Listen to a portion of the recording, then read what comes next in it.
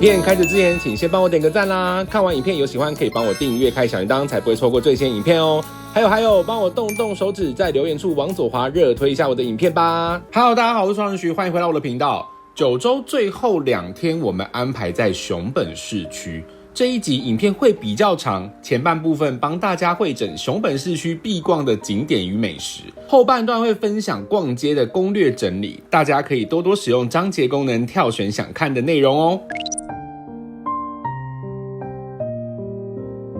这家位在新市街的24小时营业的 Sukesan 乌冬乌龙面专卖店，点餐的方式是透过平板点餐，主要有各种乌龙面料理、冻饭、咖喱饭、关东煮等等，选择蛮多的。平板都有图片可以参考，应该不会太难。首先我点了牛鸡天冻套餐，冻饭上铺满了满满的炸鸡跟牛肉，下方还有滑蛋，饭量也非常多，这一碗下去会很饱。套餐还有一碗小碗的乌龙面，没有什么料，就是简单的汤跟面条，汤是柴鱼高汤，蛮清爽的，可以加一点炸碎跟七味粉到汤里，可以让乌龙面更有味道，也会更好吃哦。木一阳点的是炸虾锅烧乌龙面套餐，套餐有小份的猪排冻饭，锅烧面料不少，有炸虾、鱼板、蛋、肉片，乌龙面铺在最下面。其实跟台湾会吃到的锅烧面的感觉蛮像的，不过汤是蛮好喝的，是清甜的煎鱼昆布风味。小份的猪排冻饭，饭量也不少，猪排也不少块，每一口饭都会有很浓郁的咸甜酱汁。它的口味我觉得偏重咸一点，因为它的饭的那个酱汁都有比较咸一点。乌龙面的部分，我觉得汤是好喝的，但是那个面我自己觉得有一点粉粉软软，就不是那种 Q 弹的乌龙面，所以我会觉得有一点可惜。我觉得进来喝一碗这种有热汤的，当成早餐，因为毕竟它是24小时的，当成早餐做一个开始，我是觉得蛮舒服的啦。吃饱之后，我们就要展开观光行程。第一站，我们先来到熊本市役所，从市役所侧边进来，搭电梯到14楼，就会来到一个类似展演空间的地方。这里除了有展演一些熊本历史的故事外，重点就是这个免费的展望台。从这里刚好可以望过去熊本城跟后面山景相呼应的景色，非常推荐大家来这里用不同的角度欣赏熊本城，同时也可以鸟看一下熊本市区的城市日景哦。紧接着我们稍微往上走，来到第二个景点。熊本稻荷神社1588年由加藤清正在访问熊本时建立，作为守护城下町的神明供奉。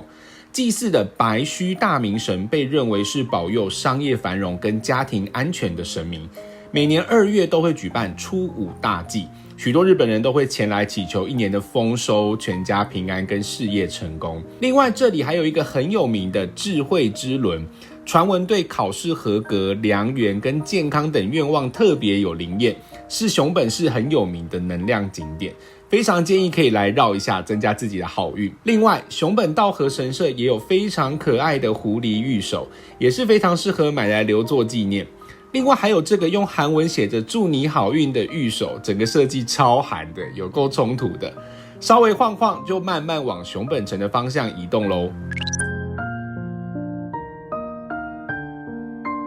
从熊本城南口方向走进来，远远的就可以感受到熊本城的宁静跟庄严感。12月中还可以看到些微的银杏，真的忍不住就停下来狂拍照。从入口进来没多久，就会看到很多人排队售票的地方。进入熊本城每位成人是800日元，如果有额外要去熊本博物馆的，也可以买通票。顺着指引路线走楼梯上来，就会来到天桥上。熊本城在浏览的路线上有非常特别的安排，特别架高的天桥可以用更好的角度浏览熊本城墙的样貌，也可以看到因为地震震毁尚未修复完成的城墙，完全可以想象当时熊本地震的威力。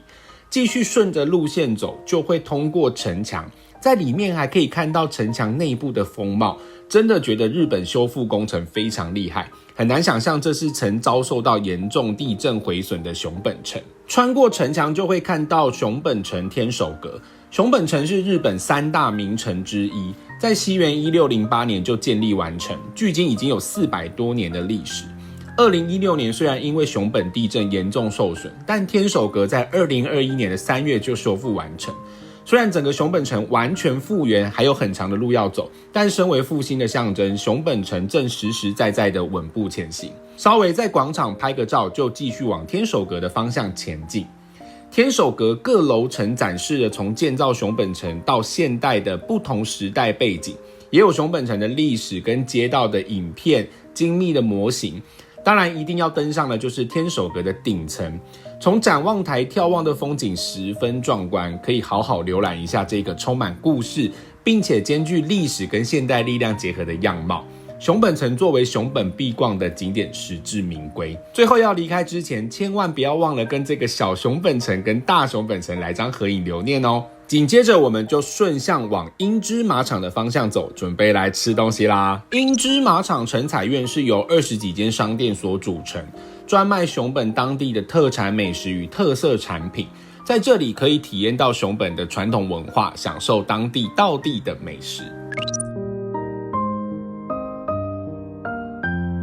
香梅最有名的玉之正太谷被列为熊本10大必买名产之一，当然之后我也会开箱跟大家介绍。不过来到店里一定要品尝看看的就是正太谷冰淇淋，内用结账完会拿到座位牌，找到对应的位置就可以咯。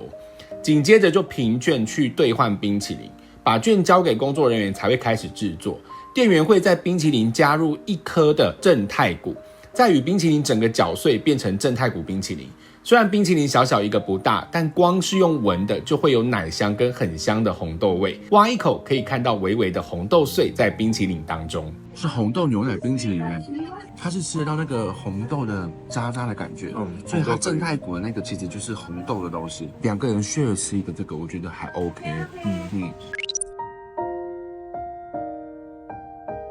高田蒲谋是这里非常有名的炸物店，生意非常好，专卖各种口味的炸竹轮、炸鸡、天妇罗等等。这次就买了炸蟹肉竹轮来吃吃看，东西都是现点现炸，热热的哦。其实都是你想象得到的味道，然后就热热的，算好吃，但是不会到很惊艳。因为如果你问我喜不喜欢，我会喜欢，因为这两个就是我喜欢吃的东西，就是竹轮，然后跟蟹肉棒。就是可以回台湾自己 DIY 这个产品。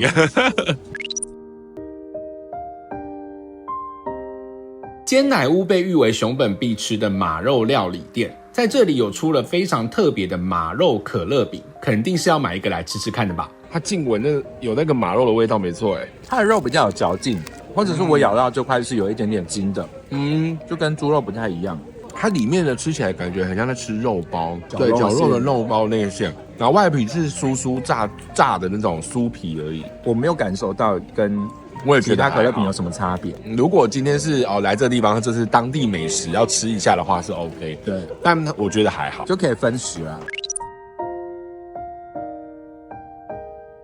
这家摩利卡拉西莲根有着熊本必吃的乡土料理芥末莲藕，许多日本人都会前来买一整根回家当小菜吃。基于太好奇口味，我们也买了3片来吃吃看到底是什么风味。莲藕还是脆脆的，然后每个莲藕的洞里面都有那个黄芥末，喜欢吃芥末的会蛮喜欢的啦，因为它的那个芥末微微呛呛的味道，所以会有莲藕的香气也是够的，好像变成是一个可以想象得到的味道的食物，可以尝鲜看看啦。就像我们这样买这样散步用的3个，吃一下就好。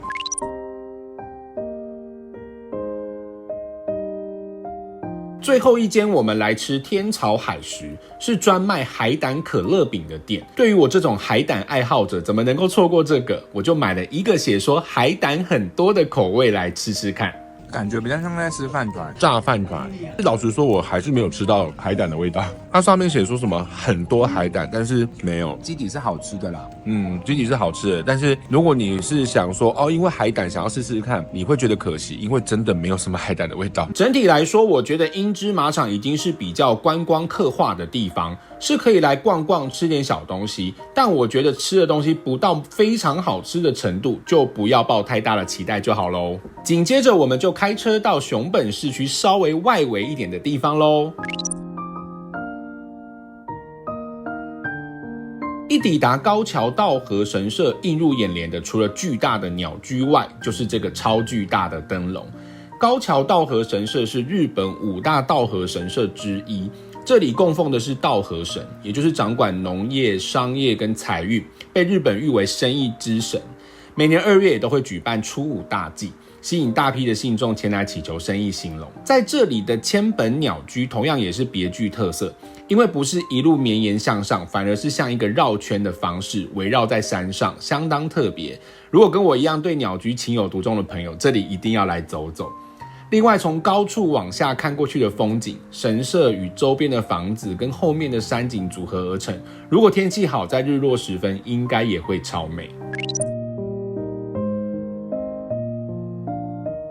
这间可是被日本人誉为熊本超强的甜点店，这里有贩售各种饼干、蛋糕、布丁等等。当然最强的就是这个泡芙，泡芙有3种，这款是像饼干的泡芙，这款是人气有派口感的泡芙，最后是有啪里啪里口感的泡芙。首先像饼干的泡芙，外皮真的超级酥脆，真的有在吃饼干的感觉，饼皮有淡淡的奶香，中间搭配的卡士达酱真的好好吃，搭配外皮的酥脆真的超级厉害。第2款有派口感的泡芙，外皮有撒上糖粉，这款的皮就比较松软，吃起来就是比较能够想象得到的泡芙，可以说是标准口味，但也还是很好吃。最后这款超级让我惊艳，外皮像是酥皮的感觉，一口咬下真的会有啪里啪里酥饼的感觉，外皮有奶油的咸香，搭配上中间的卡士达酱，真的有够绝配。这一款我真的超级喜欢。这家一心堂老铺不是在熊本市中心，推荐给有自驾的朋友务必一定要去吃。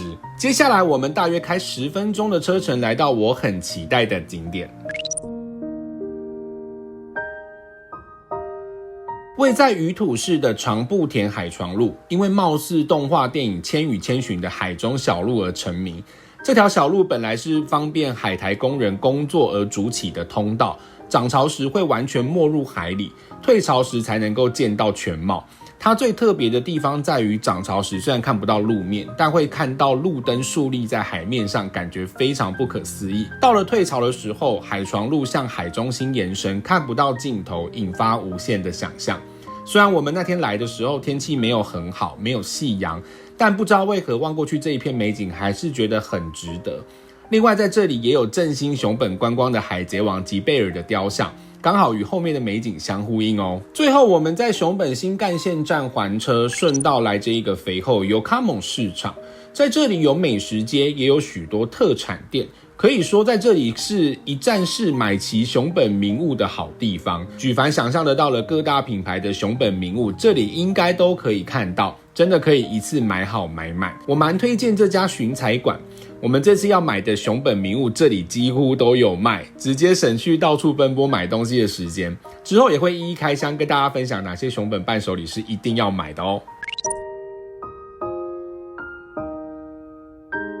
后来我们走到对面的 Amu Plaza 来朝圣一下被誉为熊本必吃的炸猪排，这里一律用平板点餐，点餐有图片可以参考。胜烈亭是选用鹿儿岛雾岛高原指定农场的6白黑猪，以肉质软嫩多汁而闻名，据说它的甜味成分是普通猪肉的 6.7 倍。这里有多种组合套餐可以选择，大家可以选自己想要搭配的组合来吃。桌上有猪排酱的使用教学，和风味道比较咸，建议搭配磨碎芝麻食用。洋风带有甜味，可以直接加在猪排上。首先我们点了一份厚切黑臀腰内，猪排的分量蛮多的，腰内蛮特别的是有1/3都是油脂的部分，虽然是这样，吃起来不会油，肉质软嫩多汁，也没有猪腥味。建议吃法是一口肉配一口饭，比较不会太腻口。里脊的部分少去了油脂，吃起来会比较有肉感，但也能感觉到外皮的酥脆。不过里脊会建议可以沾猪排酱吃，会比较没那么干，也能够提升猪排的风味。但我更喜欢的是这个萝卜泥，先用特调的酱油混合萝卜泥，再挖一点搭配猪排吃，除了有解腻的效果，也会让猪排吃起来更清爽。至于高丽菜丝的沙拉酱有2种，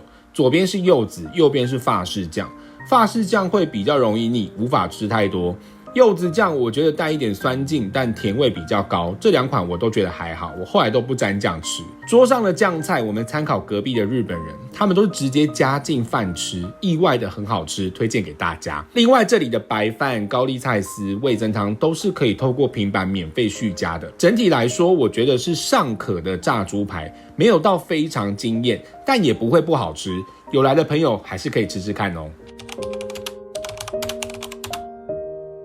最后一天我们就安排在市区逛街。首先早上我们先来朝圣一下熊本很有名的黑町拉面。入座之前先用10券机点餐，不知道是不是因为太早，有些品项都直接显示售完，可能还来不及准备吧。黑町最人气的就是左上的生鸡蛋拉面，每一款都可以选择面量。我的生鸡蛋拉面来啦，送上来马上闻到的味道是一个像烧焦的味道。汤底选用猪头骨来熬煮，加入特制的椒蒜油，焦香跟微苦让汤底的口感更丰富。叉烧的部分我觉得表现正常，是有点厚度的，但吃起来微柴，需要一口汤一口肉吃。面条更是让我失望，走一个比较中式的油面感，吃起来面味比较重，也没有吸附到汤汁。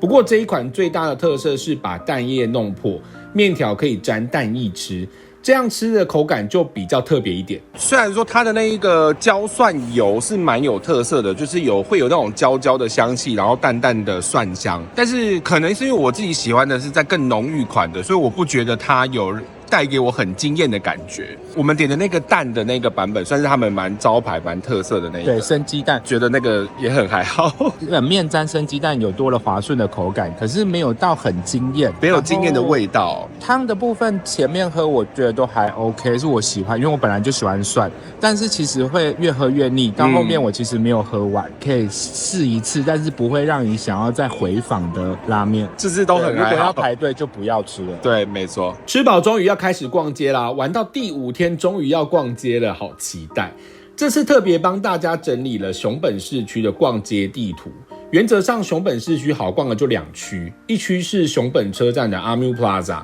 如果是要添购 Uniqlo 或是 GU 或是家电的 Big Camera 的朋友，这区就不能错过。另外其他部分的品牌都集中在上通下通商店街。如果是从下通开始往上逛，首先会先遇到 Donkey，这间从早上9点开到凌晨5点，蛮推荐早上来逛的，人比较不会那么多。稍微往上走一点就会来到这一栋 Cocosa， 这里有 Mushi、宜得利、Celia， 在附近还有百元店 Can-Do 以及必逛的 Daiso Japan。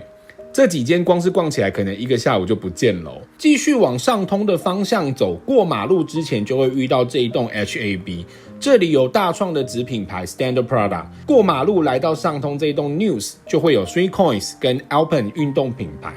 最后如果是想要超市采购的朋友，靠近樱庭转运站那一栋旁边就有业务超市。最后一天晚上想要来介绍一点不一样的，这间也是我在网络上找到比较特别的马肉料理。这家有马肉刺身，也有马肉冻饭，也有蛮多熊本乡土特色料理，想吃牛的也有牛肉的选择。这次我就点了马冻来吃吃看。马冻上面铺了满满的生马肉碎、蛋丝跟生蛋，吃法就是整个搅拌均匀。由于为了保持生马肉的口感，整体的饭跟料都是温温的，吃起来会比较偏冷一点。另外还点了烤马舌，真的太好奇马舌吃起来的感觉是怎样。马舌有裹上一层味噌酱，吃起来味道偏重口味，整体的嚼劲很强，跟牛舌的感觉完全不一样。老实说我觉得不难吃，但是会有一点不知道原来我自己在吃的是生马肉的刺身。对，因为它其实就把那个马肉已经变得有点像绞肉了。对，它的存在感蛮低的。如果你是怕吃生鱼片或是这种吃生的东西的朋友，你可以来挑战一下这个，因为这个真的基本上已经没有什么那种生鱼或者生马肉的感觉。那我觉得马舌的部分就是吃起来确实跟牛舌有一点点不太一样，就是很韧啊，韧性很强的肉。因为牛舌有的时候吃起来是比较 QQ 的，那这个就是吃起来是比较韧，我觉得感觉蛮不一样的，是一个不同的体验。最后想来分享一下我们这一次在熊本的住宿。这次我们住的熊本三井花园饭店，房间的空间不算小，走道上放2个29寸上掀行李箱，都还有走的空间。床的部分就是标准日式双人床尺寸，床的软硬度也是适中，床头旁边有插座，要充手机就蛮方便的，但那个小夜灯要小心，蛮容易撞到头的。相关电器产品都是整合在角落，这点就蛮好的，不会太占空间。房间内主要的插座也都是在电器这边。饭店有提供多用转接线，不过还推荐大家自己可以带 USB 扩接插座。窗户旁边有一个小茶几，可以坐在这边吃东西，也蛮不错的。厕所的话就是正常，很干净，没有什么异味，有一个淋浴泡澡的空间，我觉得也还行。门口玄关处有小小的衣柜，可以挂衣服或是长版的衣服，也可以收纳小行李箱。另外他们每天特定的时间在2楼有提供免费的咖啡茶饮，虽然我们只有喝过一次，但也还算不错啦。整体而言我们都觉得蛮好的，重点是它的地理位置真的不错，距离英亭转运站很近，回程要搭车去机场也算方便，离路面电车站或是逛街区域都不会太远哦。今天影片就到这边啦，喜欢我的影片请帮我订阅按赞并且开小铃铛，我会持续分享国内外好玩好拍的景点以及好吃的美食哦。也可以追踪我的 IG 看更多美食旅游的分享，我们下集见，拜拜。